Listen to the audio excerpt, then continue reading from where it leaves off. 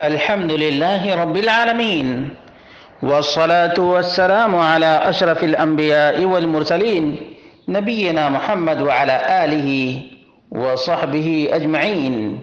برادران اسلام، دینی اور ملی بھائیوں، دوستوں اور ساتھیوں، دین اسلام کامل ہے، کمپلیٹ ہے، مکمل ہے۔ اللہ کے رسول صلی اللہ علیہ وسلم اس وقت تک اس دنیا سے سفر آخرت پر نہیں گئے جب تک دین کامل، کمپلیٹ اور مکمل نہیں ہو گیا۔ اور اللہ رب العالمین نے قرآن و سنت کو ہمارے لیے گائیڈ لائن بنایا ہے۔ ہم دین کا جو بھی کام کریں رب کے قرآن، نبی کے فرمان سے کریں۔ ہمارے لیے دین کے نام پر ایک ذرہ برابر کام ایجاد کرنے کی ضرورت نہیں، عبادت ایجاد کرنے کی ضرورت نہیں، فضیلت ایجاد کرنے کی ضرورت نہیں۔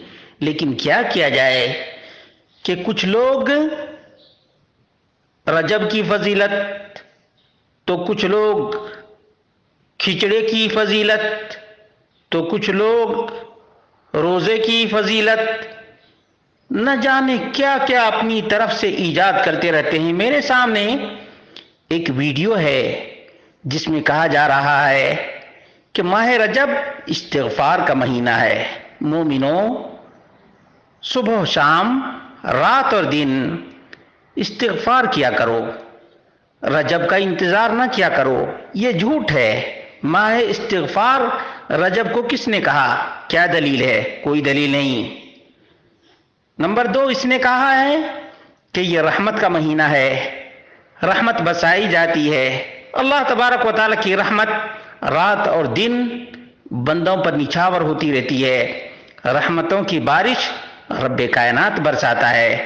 رجب کا مہینہ رحمت کے لیے خاص نہیں، یہ اس کی ایجاد ہے۔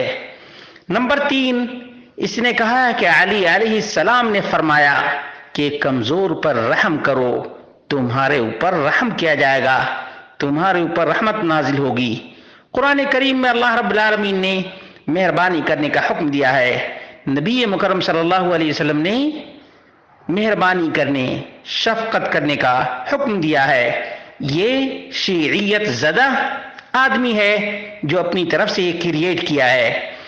اور یہاں تک اس نے کہا ہے کہ رجب عظیم مہینہ ہے، نیکیوں کا ثواب دوگنا ہو جاتا ہے۔ رب کعبہ کی قسم ہے، یہ جھوٹ ہے، یہ فراڈ ہے۔ ثواب دینے والا رب کائنات ہے۔ اس نے رجب کے بارے میں ایسی کوئی بات نہیں بتائی ہے جو اپنی طرف سے یہ بتا رہا ہے۔ اور کہا کہ برائیاں مٹائی جاتی ہیں، جو بھی نماز پڑھتا ہے نیکیاں لکھی جاتی ہیں، برائیاں مٹائی جاتی ہیں۔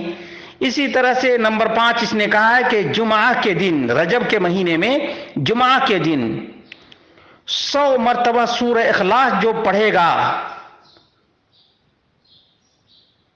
اس کا جنت میں داخلہ ہو جائے گا۔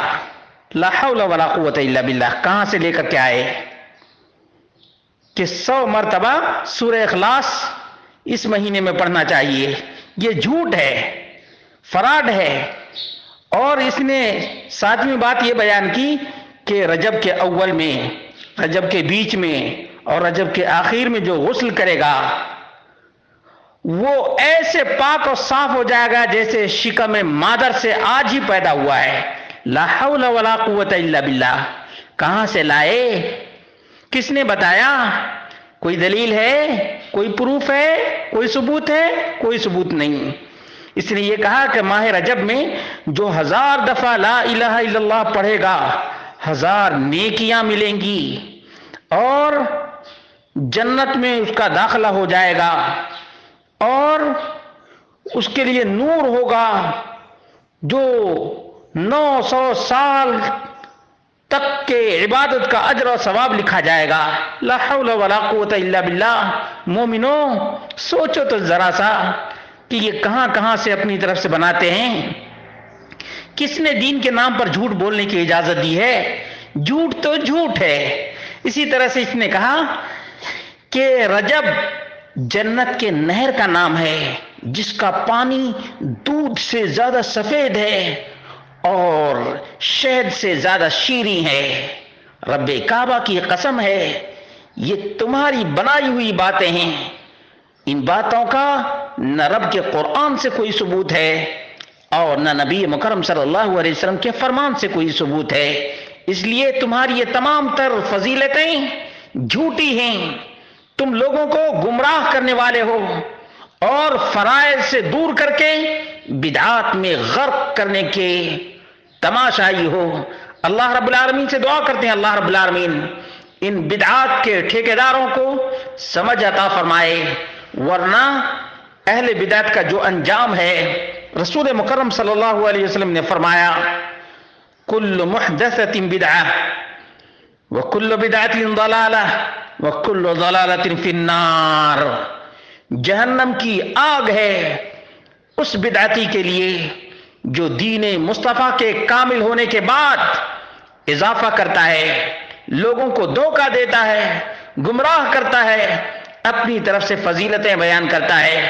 مسلمانوں، اگر تمہارا ایمان رب کے قرآن اور نبی کے فرمان پر ہے تو ان بدعات سے توبہ کرو اور فرائض اور واجبات کا اہتمام کرو. بدعات سے اپنے دامن کو بچاؤ.